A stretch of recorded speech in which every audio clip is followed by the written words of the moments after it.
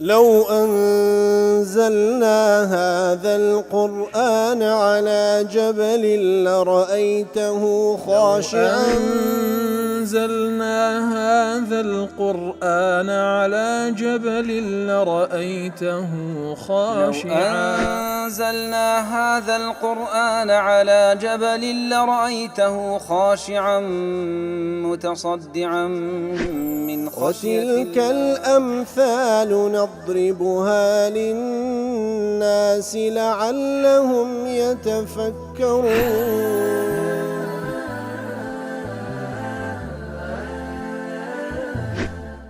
الحمد لله والصلاة والسلام على رسول الله وعلى آله وصحبه ومن والاه. السلام عليكم ورحمة الله. بەڕێزان خۆشحاڵین لە وانەی 959 بێمەوە خزمەتتان بەمەبەستی ڕەزامەندی رب العالمين وهیوادارم ئەوەی ئازیز سوودی لێوەربگرن. أعوذ بالله من الشيطان الرجيم. بسم الله الرحمن الرحيم. الآن خفف الله عنكم وعلم أن فيكم ضعفا فإن يكن منكم 100 صابرة يغلبوا 200 وإن يكن منكم 1000 يغلبوا 2000 بإذن الله والله مع الصابرين. والله خۆشەویستان ئەو کلوانەی ڕابردوو لە خزمەت ئاەتی پێشووتر بووین کەوا رب العالمین ئاەتەکە بە سیغەی خەبەری دەفەرمی وەکو باسمان کرد بەبەش تێدا ئەمرکردنە کەوا لە سەرەتادا خوای گەورە فەرمان بە ئیمانداران دەکا یەک ئیمانداری خۆڕاگر پێویستە خۆڕا بگری بەرامبەر بە 10 کافران نابی هەڵبێ لە بەردەستی. بەڵام لە دواتر خوای گەورە سوبحانەهو وتەعالە ئەو حکمە تەخفیف دەکا لە 1 بە 10 بەرامبەر بە 1 بە 2. ئەوەش ڕەحمەتەن بالعیباد وەکو لە قول ابن عباس دا هاتی خوای گەورە لە خۆی و بابی ڕازی بی دەفەرمی لەما نەزلت بەن یەکن منکم 20 صابرون یغلبوا 200 کاتێکەوە ئاەتی پێشووتر دابەزیکەوە 20 لە ئیمانداران پێویستە خۆڕاگر بن بەرامبەر بە 200 واتە 1 بە 10. دەفەرمێ و ئاەتە شق ذلك على المسلمين قرس بوو لەسەر ئیمانە 1 بەرامبەر بە 10 حين فرض عليهم ألا يفر واحد من 10 کاتێکەوە فەرز کرا لەسەر ئیمانداران نابی 1 کەس بەرامبەر بە 10 کەس هەڵبێ دەبی خۆڕاگر بی ئیتر ئەوە قرس بوو لەسەر ئیمانداران. فجاء التخفيف لآتی دواتر خوای گەورە أو حكمي تخفيف كل سر إيمان داران فرموا الآن خفف الله عنكم وعلم أن فيكم ضعفا فإن يكن منكم 100 صابرة يغلبوا 200 فلما خفف الله عنهم من العدة نقص من العشر بقدر ما خفف نقص من الصبر بقدر ما خفف عنهم كما تخوى يقول سبحانه وتعالى أو زارت تخفيف كل سريان يكبران بربده فيست خوراقر بي بلام دواتر تخفيف كل سنة قرص بو لسريان نخير 1 بەرامبەر بە 2 ئەگەر 3 بوو ئەوە لەبەر دەستیشی هەڵبێ گوناحبار نابی بەڵام 1 بەرامبەر بە 2 نابی لە بەرامبەری یاخو لەبەر دەستی هەڵبێ وەکو تفسير سعدیش دەڵێ عینی إن هذا الحكم خففه الله على العباد. الله تعالى تخفيفي كل لەسەر بەندەکان. ابن عاشور دەڵێ الآن خفف الله عنكم استا الله تعالى لسرتان تخفيف كل أو استا الآن والوقت المستحضر بقوله الآن هو زمن نزولها. الآن خفف الله عنكم الآن استا تكاتك استا ما بستك تكاتك زمن نزول أو كاتك أو آت دابزي. فمعنى قول الآن خفف الله عنكم أن التخفيف المناسب ليسر هذا الدين روعي في هذا الوقت كواتا أو دينك بعام تخفيف يسر تدا لبو إيمان داران آسان كاري تدا أو كاتا وكو خواهي يقول الآن خواهي يقول أو تخفيفي إعلان كر لبو إيمان داران أو آسان كاري إعلان كر لبو إيمان داران لو كاتي كوا وكو حكمة نهائي دمينتوا 1 بەرامبەر بە 2 نەک 1 بەرامبەر بە 2 كل آتي بيشترو فرموبوي ولم يراعي قبله کە لە پێشی دابەزینێ و ئاتە خوای گەورە 1 بە 10 فەرز کرد بوو لەسەر ئیمانداران لەبەرچی ئەو کات مراعات تەخفیف نەکرا ولم يراعى قبله لمانع منع من مراعاته دیارە مانعێکە بۆ کە لە حکمەتی خوای گەورە دیارە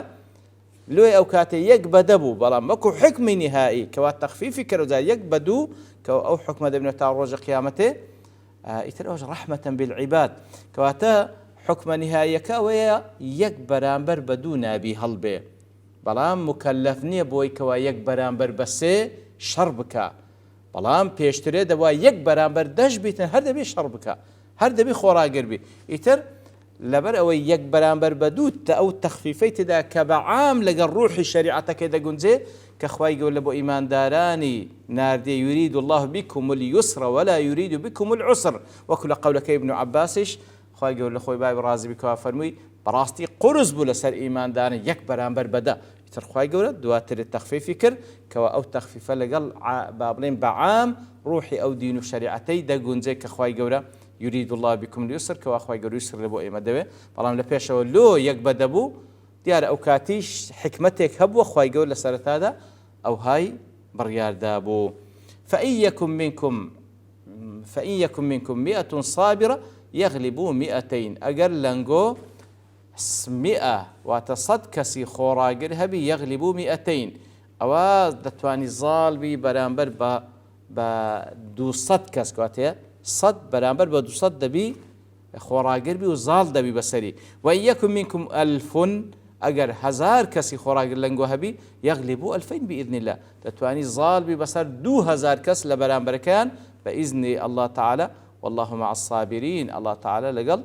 كسانة خوراقره بعونه وتأييده بيارمتي وبتأييده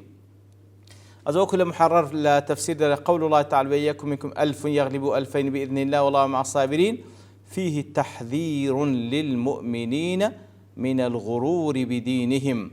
فيه تحذير للمؤمنين من الغرور بدينهم وتوآت أقدار كرنويت ذلك إيمان داران وكابو دينان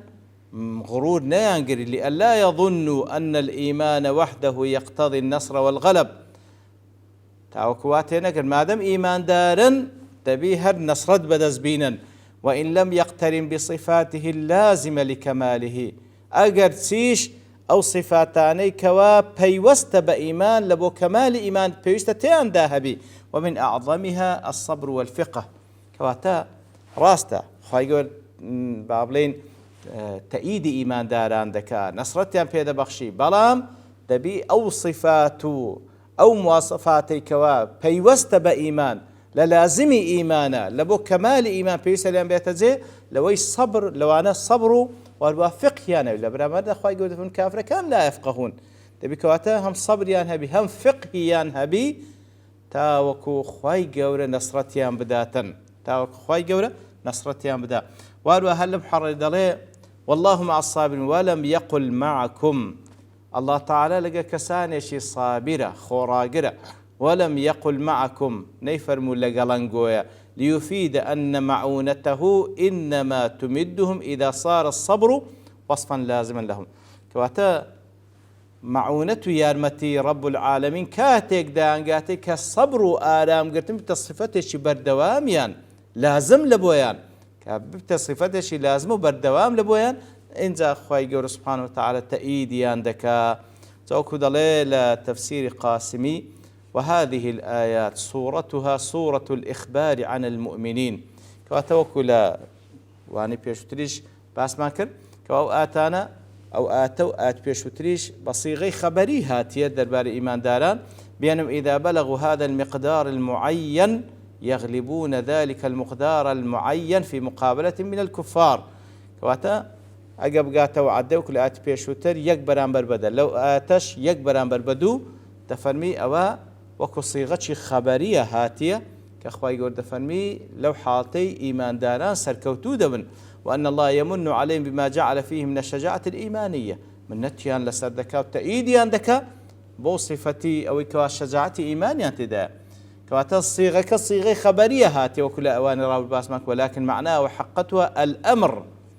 بلا الصيغة كالصيغة خبرية هاتية بلام ما بس تيده فرمان كردنا وأن الله أمر المؤمنين الله تعالى فرمان بإيمان داران دكا في أول الأمر لسرت هذا أن الواحد لا يجوز له أن يفر من العشرة نابي يكز برامر بدكسي هلبي والعشرة من المئة والمئة من الألف. نابی دەکەس بەرامبەر بە 100 کەس کەراوەستان هەڵبێن، نابی 100 کەس بەرامبەر بە 1000 کەسی هەڵبێ، ئەوە فەرمانە. ثم إن الله خفف ذلك، پاشان خوای گەورە سبحانه وتعالى تخفيفی کرد، فصار لا يجوز فرار المسلمين من مثليهم من الكفار. اینجا تخفيفی کرد، یەک بەدەنا یەک بە دوو، ئەگەر دوو هەندیوان بوون نابی لە بەرامبەریان هەڵبێن. فإن زادوا على مثليهم، ئەدی ئەگەر لە دوو هەندەی زیاتر بوون، 3 هەندە بوون، 4 هەندە بوون، واتە یەک بەرامبەر بە 3 و بە 4 بوو،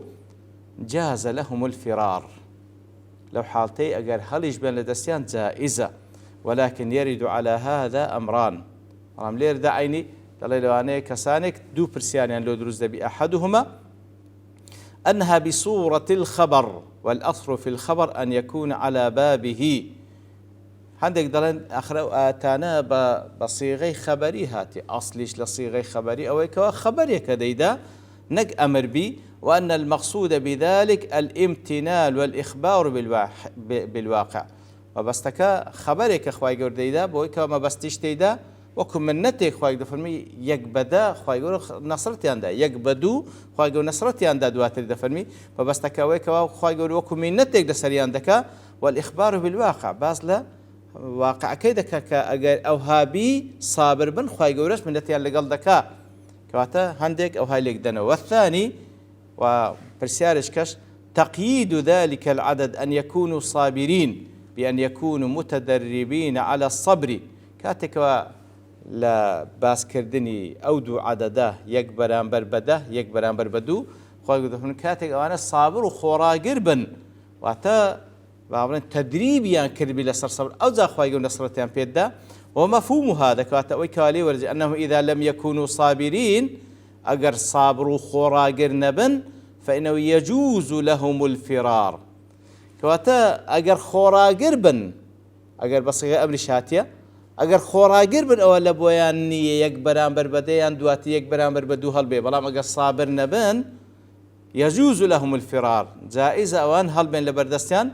أجر لدو هندش كم تربو المقابلة كيان إذا غلب على ظنهم الضرر كما تقتضي الحكمة الإلهية. أجر دو هندوانج نبون كم تريج بون بلام أجر واتي جيشتن كوا زرر مندبن أو لو حاط لبيان هي هالبين أو دو برسيار اللي دادت بيش. ويجاب عن الأول يترخوا يقول سبحانه وتعالى كاتك وحق تمالو بازدكا كبصيغي خبري هاتية أو يقرأ برسيار كان بس الشيء علماء روين دكنوا دفن. ويجاب عنه بأن قوله الآن خفف الله عنكم إلى آخرها دليل على أن هذا أمر لازم وأمر محتم. طلعتي دوم كاتك ودفن الآن خفف الله عنكم استا الله تعالى سرتاي التخفيف كر طلعها كاتك ودفن التخفيف كر أو بلقي سروي كوا هذا أمر لازم وأمر محتم كواتا أو كواتشتشي فرمان أو بيشو تريش نك خبر بي لو يدفن ميستا تخفيفي كل سرتان. ثم إن الله خففه إلى ذلك العدد كواتا وكفرمان يقدر سرتا دفن يكبر أمر بدأ بيش تخورا قربي باشان كدفن ميت تخفيفي كر واتا أو بيشو تريش فرمان بو أوش فرمانه كوا يكبدو أو زارة. فهذا ظاهر في أنه أمر وإن كان في صيغة الخبر كواتا كاتك الآن خفف الله عنكم أو بلقي لسروي كوا أجرتي بصيغي خبري شاتي بلام ما بس تيدا فرمان أمره. وقد يقال إن في إتيان بلفظ الخبر نكتة بديعة لا توجد فيه إذا كان بلفظ الأمر، وهي تقوية قلوب المؤمنين والبشارة بأنهم سيغلبون الكافرين. وأهل أوج قلت له بلا فرمان بخوي لو بصيغي خبر هاتي دل لبر أو كوا وكو خبرك وقاعدة لا أخوي يقول برايتو أجر دبرام يكبرام بربدا خورا قربن أو سركوتون مجدي لبياني فعشان كتخفيف ذاك يكبران بربدو خورا قربن أو أنا سركوتون كواتا لو بصيغي خبر هاتي كواتا برايتو وكو قاعدة لا أخوي يقول سبحانه وتعالى بالتأكيد أو أنا ما دام خورا قرن إيمان دارن ما دام فقهيان هي صبريان هي أخوي يقول بس هل دي أخي كواتا حكمتك لو بصيغي خبر أجناب أخوي أمره. ويجاب عن الثاني أن المقصود بتقييد ذلك بالصابرين لا إشكالي دو مش كوادالين ما دام خوي يقول فهمني أجر صابر بن أو أخوي يقوله كبصيغ خبري شينا طبعا كأجر أمريشة ترى ئەدی ئەگە سابر نەبوون لە بۆیان هەیە کەواتە مقابل بە کەمتر لەوە کە حکمی نهایی یەک بەرامبەر بە دوو ناوی هەڵبێ ئەگەر سابر بی ئەدی ئەگە سابر نێ کەواتە لە بۆی هەیە هەڵبێ دەفەرمی نەخێر بەڵکو مانای ئەوەی ئەنەو حەثٌ عەلە الصەبری وەک معنای ئەوە نیە واتە ئەگەر سابر نەبوون یەک بەرامبەر یەکیش دەکرێ بە هەڵبێ نا بەڵکەوە هاندانە لە بۆ سەبرگرتن وأنه ينبغي منكم أن تفعلوا الأسباب الموجبة لذلك بەڵکو پێویستە لەسەرتان ئەو هۆکارانە بگرنە بەر کەوا خۆڕاگر دەبن صابر دەبن فإذا فعلوها صارت الأسباب الإيمان والأسباب المادية مبشرة بحصول ما أخبر الله به من النصر لهذا العدد القليل كواتا أجر همو هوكار كان قرتبل لهوكار إيمانية كان كاتك وافكر له تأييد رب العالمين وأجر باداج لأن رب العالمين دكن أجر أو أسباب إيمانيان قرتبل وهروها أسباب ماديش أو إلا توانيان دا هبو همويان خستقر أو ذا بالتأكيد مجدي خواي جورج لسران زي بزي بوي كوا تأييديان دكوا نصرتان في هذا بخشي كنت معناه أوني أجر صابر نبن واتلبان دبي هالبنا بيوست صابر بن تاوكو خواي جورج نصرتيان بدا ديار هندش تريج ما باس بكين بلام لبر توابوني كات دوستين فبشتواني رب العالمين لو أنا داهاتو دينه وخزمتي وصلى الله وسلم على نبينا محمد وعلى آله وصحبه أجمعين وآخر دعوانا الحمد لله رب العالمين. لو أنزلنا هذا القرآن على جبل لرأيته خاشعا أنزلنا هذا القرآن على جبل لرأيته خاشعا أنزلنا هذا القرآن على جبل لرأيته خاشعا متصدعا من خشية الله وتلك الأمثال نضربها للناس لعلهم يتفكرون